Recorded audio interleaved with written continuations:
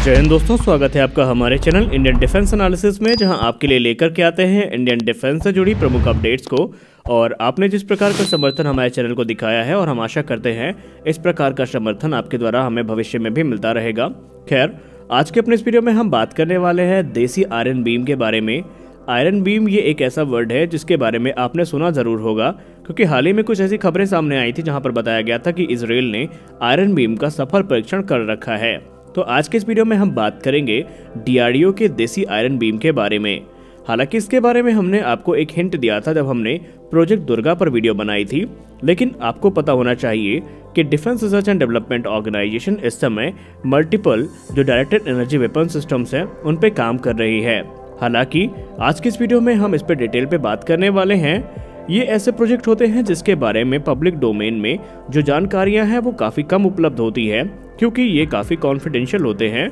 और इनकी गोपनीयता को बनाए रखने के लिए इन पे जो ज़्यादा जानकारी है वो पब्लिक पे शेयर नहीं करी जाती हैं। इसलिए आज के इस वीडियो में आपके साथ हम जो भी इन्फॉर्मेशन शेयर करेंगे वो पब्लिक डोमेन में उपलब्ध है और उसमें हमने किसी प्रकार की गोपनीयता को हानि नहीं पहुंचाई है और ना ही हम कोई ऐसी इन्फॉर्मेशन आपसे शेयर करने वाले हैं जो कि गोपनीयता के लिए खतरनाक साबित हो। दरअसल आज हम बात करने वाले हैं देसी आयरन बीम के बारे में। डायरेक्टेड एनर्जी वेपन्स भविष्य के हथियार हैं और आने वाले भविष्य में बड़ी संख्या में इनका इस्तेमाल भी होता हमें दिखाई पड़ेगा। इजराइल दुनिया का वो पहला देश था जिसने एक एयरक्राफ्ट जो कि डायरेक्टेड एनर्जी वेपन से इक्विप था, उसकी सहायता से एक फ्लाइंग ड्रोन को मार करके उसकी कैपेबिलिटी दुनिया के सामने प्रदर्शित करी थी। हालांकि बात करें defence research and development organisation की, तो उन्होंने जो हाई एनर्जी फोकस्ड बीम है जिसको हम डायरेक्टेड एनर्जी वेपन भी कहते हैं, उससे संबंधित बहुत सारी की टेक्नोलॉजीज हैं जिनको टेस्ट करके रखा है। हालांकि डीआरडीओ ने ये जो प्रयोग है ये काफ़ी स्मॉल स्केल पे किया था, लेकिन आपको हमने पहले भी बताया कि डीआरडीओ इस समय कुछ बड़े प्रोजेक्ट पे भी काम कर रहा है, जिसके अंतर्गत 10 किलोवाट से लेकर के जो 20 किलोवाट के डायरेक्टेड एनर्जी वेपन्स हैं उन्हें विकसित किया जा रहा है। अब यहाँ पर सवाल ये उठता है कि डायरेक्टेड एनर्जी वेपन्स होते क्या हैं। दरअसल डायरेक्टेड एनर्जी वेपन्स को ऐसे डिज़ाइन किया जाता है कि ये टारगेट को हाईली फोकस्ड एनर्जी के माध्यम से, जिसमें लेज़र, माइक्रोवेव और पार्टिकल बीम्स होती हैं, उनकी सहायता से जला करके उसको नुकसान पहुंचा देते हैं या फिर उसे तबाह कर देते हैं।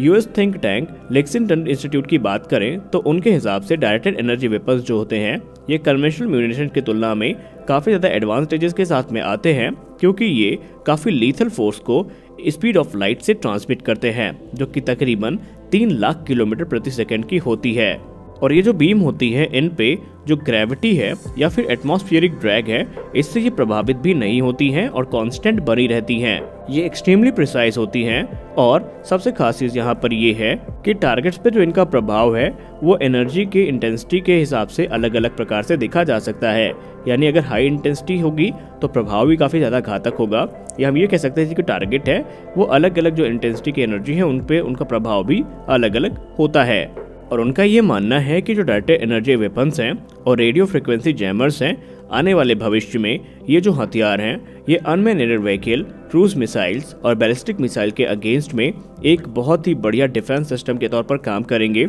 और सुरक्षा प्रदान करने की जिम्मेदारी इन्हीं के कंधों पर होने वाली है। डायरेक्टेड एनर्जी वेपन्स बेसिकली जो स्पार्क गैप बेस्ड सिस्टम्स होते हैं उन पर रिलाय करते हैं। जिन्होंने इलेक्ट्रिकल या फिर इलेक्ट्रॉनिक्स इंजीनियरिंग करी होगी वो स्पार्क गैप सिस्टम से रिलेट कर सकेंगे। इस मेथड के अंतर्गत जो 2 कंडक्टिंग इलेक्ट्रोड्स होते हैं उन्हें एक गैप के माध्यम से सेपरेट किया जाता है, जिसमें बेसिकली गैप में गैस या एयर होती है, और इन्हें इस प्रकार डिज़ाइन किया जाता है कि ये जो इलेक्ट्रिक स्पार्क है उसे कंडक्टर्स के बीच में ट्रैवल करने की सहायता प्रदान करते हैं। अगर हम रेडियो फ्रिक्वेंसी वेपन्स की बात करें तो ये जो मिसाइल और रेडार्स के इलेक्ट्रॉनिक कंपोनेंट्स होते हैं उन पे काम करती हैं, यानी वो डिवाइस जो कि रेडियो फ्रिक्वेंसी के अंतर्गत ऑपरेट की जाती हैं।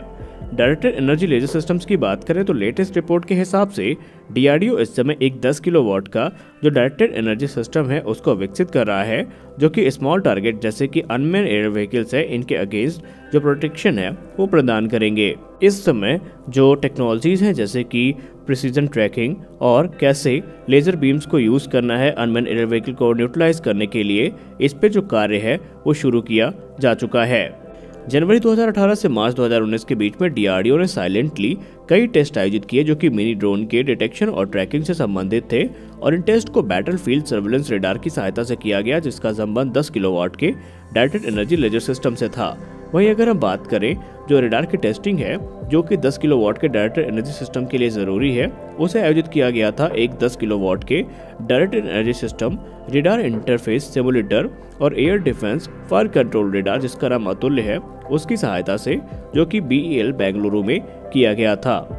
10 किलोवाट के anti unmanned air vehicle laser weapon system का टारगेट एक्विजिशन, ट्रैकिंग और लेजर पॉइंटिंग जो टेस्ट किया गया था आयोजित, वो एक फ्लाइंग ड्रोन पे किया गया था, जिसे डीआरडीओ की हैदराबाद स्थित एक लैब में किया गया था और जो रेंज थी टारगेट की वो 0.7 किलोमीटर की थी। इसके अलावा डीआरडीओ ने हाई पावर माइक्रोवेव सिस्टम को भी डेवलप करने की जिम्मेदारी अपने कंधों पर ली हुई है और माना जा रहा है कि ये जो हाई पावर माइक्रोवेव सिस्टम होने वाला है, ये जो एनिमी के ड्रोन्स हैं या फिर दूसरे अनमैन एयर व्हीकल हैं, इनके जो इलेक्ट्रॉनिक्स हैं उनको तकरीबन 5 किलोमीटर की दूरी से ही तबाह करने की कैपेबिलिटी के साथ में आएंगे। यानी उनके जो इलेक्ट्रॉनिक्स है उनको ये 5 किलोमीटर की दूरी से ही फ्राई करने में सक्षम होगा, जिसका अर्थ ये है कि वो आसानी से न्यूट्रलाइज किए जा सकेंगे। अब अगर हम बात करें जून 2018 की, तो जून 2018 के ट्रायल में एक इंडिजिनस मार्क्स जनरेटर को भी टेस्ट किया गया था, जिसे 300 किलोवाट और 20 हर्ट्ज पे टेस्ट किया गया था और उसकी जो परफॉर्मेंस थी वो काफ़ी अच्छी वहां पर प्राप्त करी गई थी।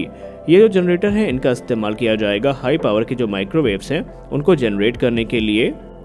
SPM सिस्टम्स के जो मिलिट्री एप्लीकेशंस हैं इन्हें भी काफ़ी महत्वपूर्ण माना जा रहा है और ये जो एक पोटेंशियल मिसाइल थ्रेट है उसको काउंटर करने में सक्षम होते हैं। इसके अलावा अगर हम बात करें ये जो सिस्टम है इन्हें जो लैंड बेस्ड मोबाइल व्हीकल्स हैं और लार्जर ट्रांसपोर्ट एयरक्राफ्ट है उस पर भी इंटीग्रेट किया जा सकता है। यानी आने वाले समय में क्लियर है कि defence research and development organisation की तरफ से जो डायरेक्टेड एनर्जी वेपन्स हैं और जो दूसरे अलग अलग प्रकार के वेपन्स हैं इनका निर्माण किया जाएगा, क्योंकि डीआरडीओ भी ये चीज़ जानती है कि भविष्य का जो युद्ध है वो इन्हीं के आधार पर टिका होगा और जितनी एडवांस ये टेक्नोलॉजीज हो जाएंगी उतना ही ज़्यादा बेनिफिट डीआरडीओ को और भारतीय सेना को होने वाला होगा। तो हम आशा करते हैं आज का ये वीडियो आपको अच्छा लगा होगा। वीडियो अच्छा लगा तो वीडियो को लाइक करिए, नए हैं चैनल को सब्सक्राइब करिए। मिलते हैं अपने अगले वीडियो में, तब तक के लिए जय हिंद।